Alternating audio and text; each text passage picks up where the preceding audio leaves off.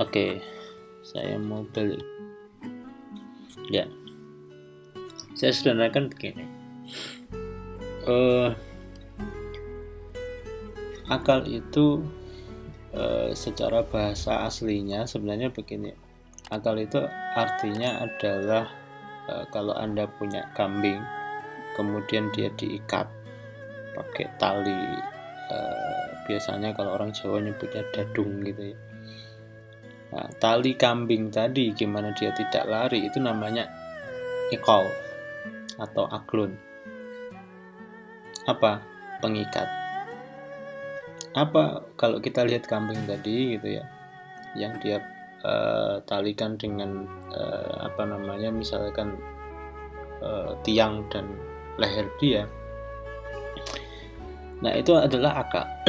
Artinya adalah akal itu sebenarnya adalah sesuatu yang membuat kita tidak terjerumus pada lebih dari, tidak keluar dari batasan yang seharusnya, atau tidak keluar atau tidak terjerumus dari batasan-batasan yang sehat begitu.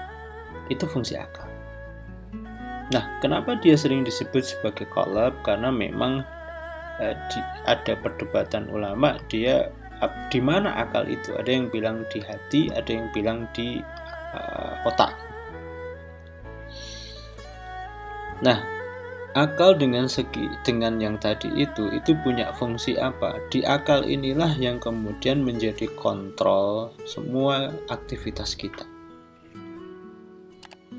Yang terlalu cepat maka lambatkan, yang terlalu melenceng maka luruskan, itu fungsi akal. Disitulah butuh kemudian kita pikirkan, kita renungi, kita refleksikan dan seterusnya. Itulah fungsi di akal. Nah, kata akal dalam Quran menunjukkan beberapa makna. Kata akal diartikan sebagai memahami, mengerti, memikirkan, merenungkan. Nah, ini yang saya katakan. Ini sebenarnya makna prosesnya, tetapi fungsinya adalah bagaimana orang tidak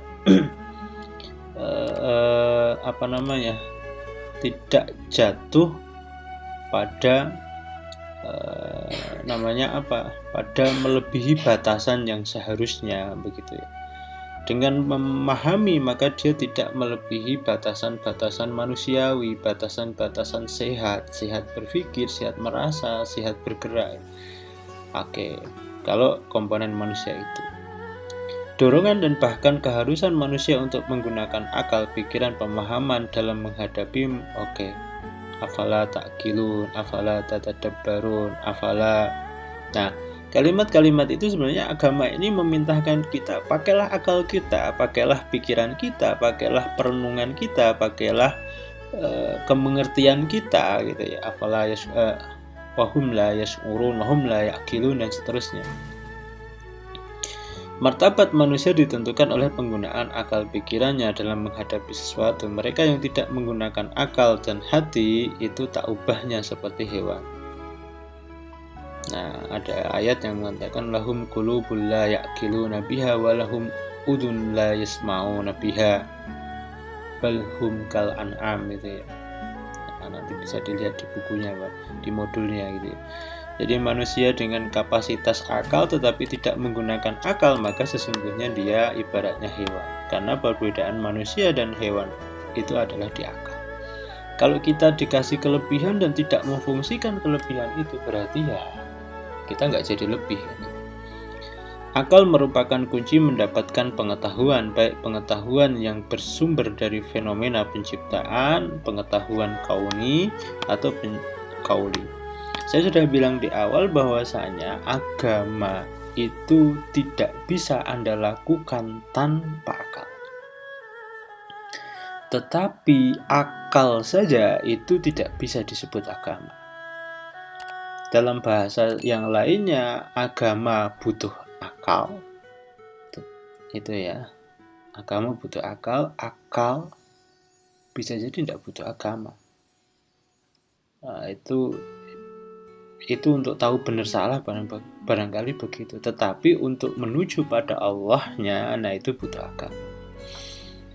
Nah, bahasa yang sebenarnya mungkin yang tadi yang awal ya, yang mungkin yang enggak tepat adalah agama butuh akal untuk bisa dilakukan. Itu ya. Oke.